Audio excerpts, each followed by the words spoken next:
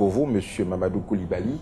Il est garde des Sceaux, ministre de la Justice, des Droits de l'Homme et des Libertés publiques en Côte d'Ivoire. M. Coulibaly, bonjour. Bonjour, monsieur.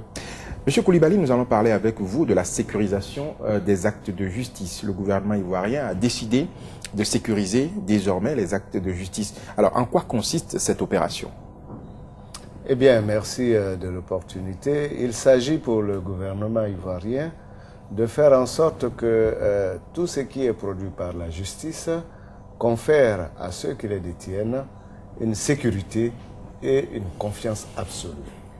Vous savez que l'Afrique, de manière spécifique et dans le monde en général, aujourd'hui, toutes les administrations, tout ce qui est produit pour donner de la valeur à notre existence est attaqué systématiquement par des fraudeurs et des falsificateurs.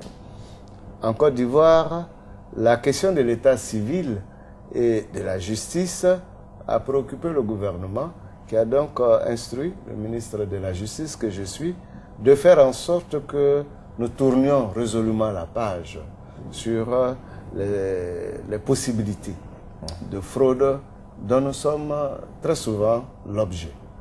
Nous allons, à travers cette sécurisation des actes juridiques, qui concerne, il faut le dire, la spécificité dans cette opération en Côte d'Ivoire, c'est que c'est toute la chaîne de production des actes de justice qui est concernée. Ce n'est pas qu'un acte qui est sécurisé.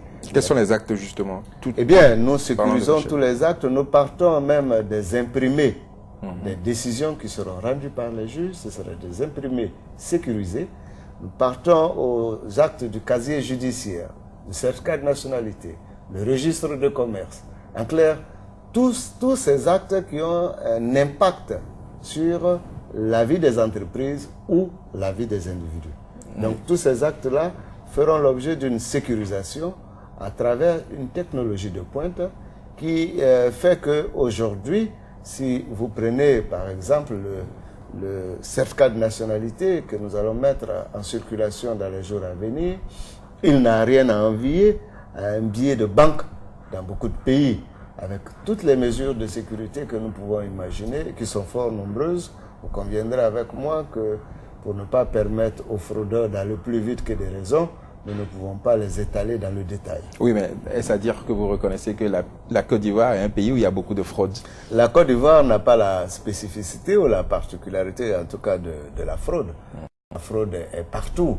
Nous sommes tous...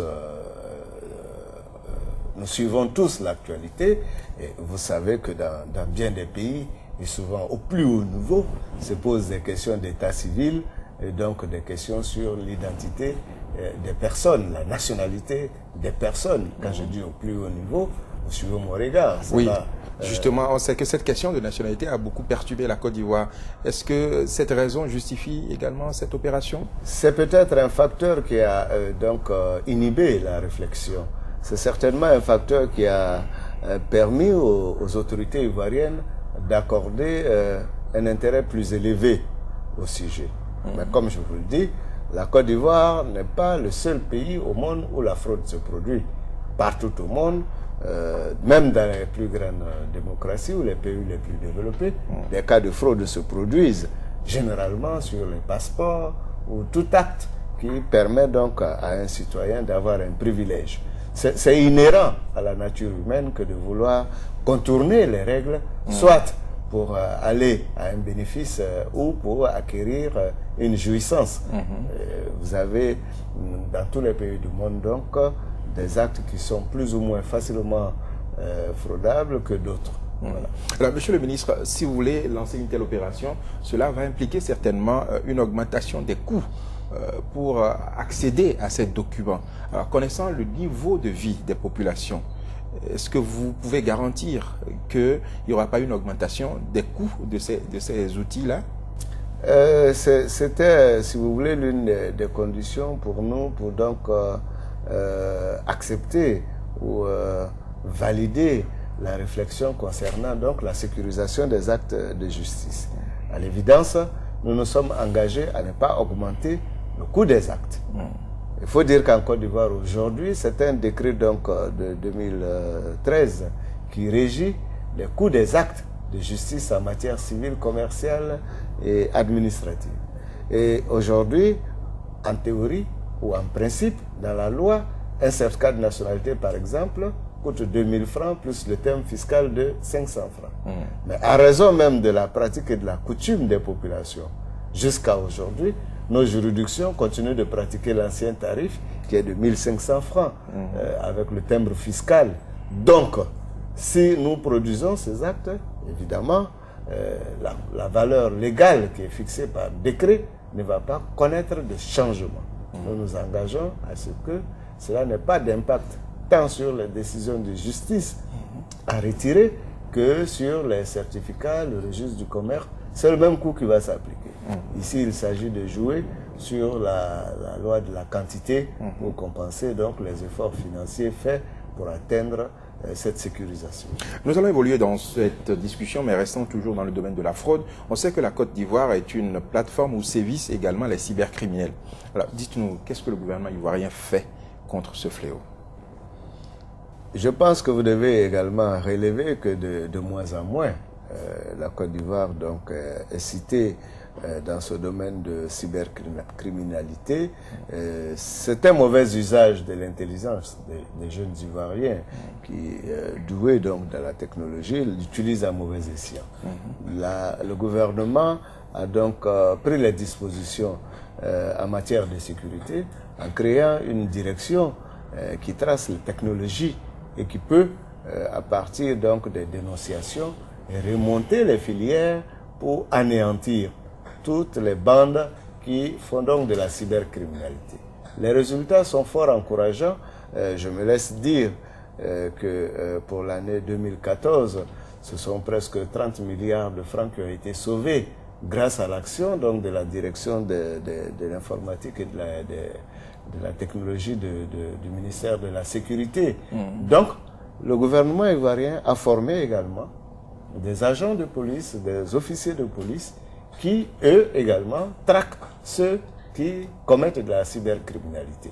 Donc, nous combattons cela aujourd'hui avec beaucoup d'énergie et je pense que nous-mêmes contribuons à anéantir des bandes qui ont agi dans certains États parce qu'aujourd'hui, des personnes qui ont, dans des États dits développés, commis des infractions de cybercriminalité sont appréhendées à Côte d'Ivoire lorsqu'elles franchissent nos frontières. C'est dire donc que l'État est en état de veille, que la police judiciaire ivoirienne travaille de nature à vraiment faire reculer au grand maximum les conséquences donc, de la cybercriminalité. Mais est-ce qu'il y a des collaborations avec les pays limitrophes? Naturellement, la Côte d'Ivoire est membre d'Interpol. Et dans Interpol, ce sont donc toutes les polices adhérentes à cette structure internationale de police qui collaborent. Ce qui fait que la Côte d'Ivoire peut, par exemple, appréhender un cybercriminel qui rentre en Côte d'Ivoire, c'est qu'il y a une diffusion sur son identité, sur leur circuit de communication, de sorte que la police des frontières de Côte d'Ivoire, ayant un fichier des personnes recherchées, dès lors que vous vous annoncez à l'aéroport, je veux dire, dès lors que votre passeport est en instance d'être enregistré, l'on peut mettre la main sur vous. Monsieur le ministre, nous allons évoluer. En dehors de la sécurisation et de la lutte contre la fraude dans le domaine judiciaire, le gouvernement ivoirien est en train de projeter également lancer un nouveau défi. Il s'agit de l'alternative à la détention. De quoi est-ce qu'il s'agit concrètement? Eh bien, vous savez que la détention, en réalité, est une exception ou une parenthèse de l'existence d'une personne.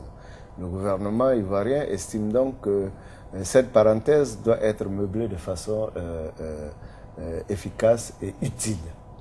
Le tout, ce n'est pas de mettre fin ou de priver momentanément quelqu'un de la liberté d'aller et venir, donc de détenir une personne, mais il faut penser à la resocialisation de la personne, il faut penser à la réinsertion de la personne. Aujourd'hui, nous avons, dans un premier temps, mis l'accent sur les possibilités de formation professionnelle pendant la détention. Nous avons commencé l'expérience avec donc la ferme pénitentiaire de Saliakro, qui est une prison à ciel ouvert, où l'on essaie d'initier des détenus dont le comportement est bon à une formation agro-pastorale. Vous n'avez pas encore eu des fuites? Il y a toujours, vous savez, il y a des évasions. Des délinquants. Oui. Oui, il y a des évasions, il y a des personnes qui interprètent mal les avantages qui leur sont faits en pensant que bon, c'est une opportunité. Mais ça ne peut pas pour autant nous décourager parce que ce n'est pas le plus grand nombre. Donc sur la cinquantaine de personnes qui avaient donc à Saliakro aux dernières statistiques, je pense que les évasions sont au nombre de 2 ou de 3. C'est important, certes, parce que ces personnes n'ont aucune raison de ne pas être en détention, mais je pense que ce n'est pas le plus grand nombre quand on sait que cette prison n'a même pas de clôture. C'est dire que les prisonniers eux-mêmes adhèrent au projet. Ils sont très heureux d'y être pour la plupart parce que les conditions de détention sont moins drastiques que dans les maisons de correction, d'arrêt et de correction ordinaires. Et nous avons été, je dirais même surpris lorsque nous sommes allés pour l'inauguration en mai 2013, d'entendre certains prisonniers dire qu'ils préfèrent à la fin de leur peine rester sur le site pour continuer ou à se former ou pour contribuer à la formation de ceux qui vont venir après. C'est donc dire que ce projet-là est dans une certaine mesure intéressant pour les détenus. Nous continuons ces efforts-là à travers une collaboration avec le ministère de la formation professionnelle par la formation aux autres métiers. Notre objectif, c'est de faire encore en sorte que chaque prison soit spécialisée dans une formation, de sorte que nous puissions, au sortir des prisons, faciliter la réinsertion sociale des détenus. Mais pour en revenir au cas de Saliakro, peut-être que vous allez me poser la question, qu'est-ce qui nous prouve que si quelqu'un suit une formation agro-pastorale, voilà, personne ne va pas retomber encore dans les problèmes de société? Monsieur le ministre, nous sommes pratiquement à la fin de cet entretien. Vous avez certainement un mot de fin. Je voudrais donc vous remercier encore et demander donc aux téléspectateurs de Sika TV donc de continuer à faire confiance à la Côte d'Ivoire de manière générale et à sa justice en particulier, parce que c'est tous les jours que nous déployons des efforts pour faire en sorte que le droit soit dit partout sur l'ensemble du territoire, qu'il y ait une osmose parfaite entre ceux qui sollicitent la justice et ceux qui rendent la justice. Et donc c'est l'engagement que nous pouvons donc prendre pour à l'attention donc de tous ceux qui suivent Sika TV, que ce soit des investisseurs, que ce soit des personnes qui désirent venir vivre en Côte d'Ivoire. Voilà en quelques mots ce que je voudrais dire. Monsieur le ministre, je vous remercie. Merci beaucoup. Madame, monsieur, c'était le ministre Mamadou Nyenema Coulibaly. Il est le garde des Sceaux, ministre de la Justice, des Droits de l'Homme et des Libertés publiques en Côte d'Ivoire. Merci de nous avoir suivis.